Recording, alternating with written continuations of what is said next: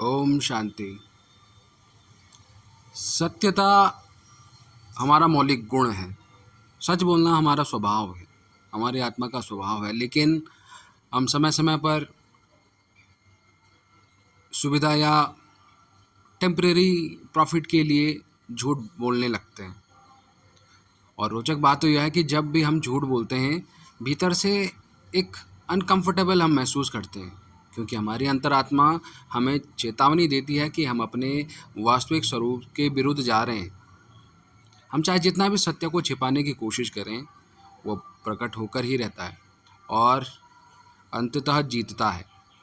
सत्यता का अर्थ है स्वयं के प्रति और दुनिया के प्रति सच्चे रहना। बचपन से ही हमें सिखाया गया है कि झूठ बोलना पाप है।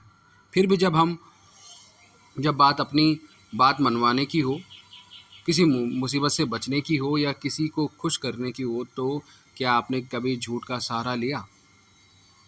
और क्या तब आपने उसे एक नुकसान रहित झूठ माना? सत्य से लेकर एक पूरी काल्पनिक कहानी गढ़ने तक हम में से कई लोग समय समय पर अपनी प्रामाणिकता से दूर हो जाते हैं। सत्यता और ईमानदारी हमारे मौलिक गुण हैं।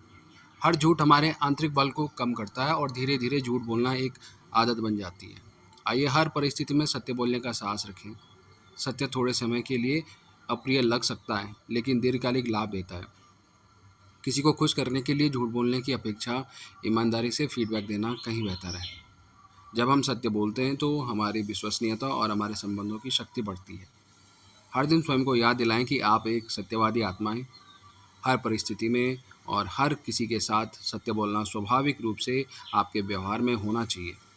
मन को स्वच्छ रखें और सत्य व ईमानदारी के सिद्धांतों में विश्वास रखें।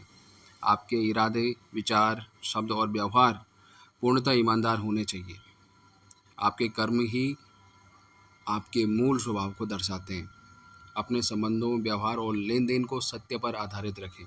ना डरें, ना कुछ छिपाएं और ना ही तथ्यों को तोड़ मरोड़ कर पेश करें। सत्य ही सफलता है, सत्य ही शक्ति है और सत्य ही खुशी देता है। यह पारदर्शिता लाता है और दूसरों को भी प्रामाणिक बनने के लिए प्रेरित करता है। सच्चा होना जीवन के हर क्षेत्र को सरल बना देता है। यदि कभी सत्य बोलना कठिन लगे तो भी झूठ ना बोलें।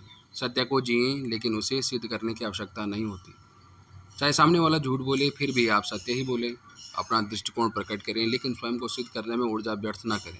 सत्य को प्रकट नहीं करना पड़ता, उसमें स्वयं को प्रकट करने की शक्ति होती है। उसमें स्वयं को प्रकट करने की शक्ति होती है। Om Shanti. Thank you so much.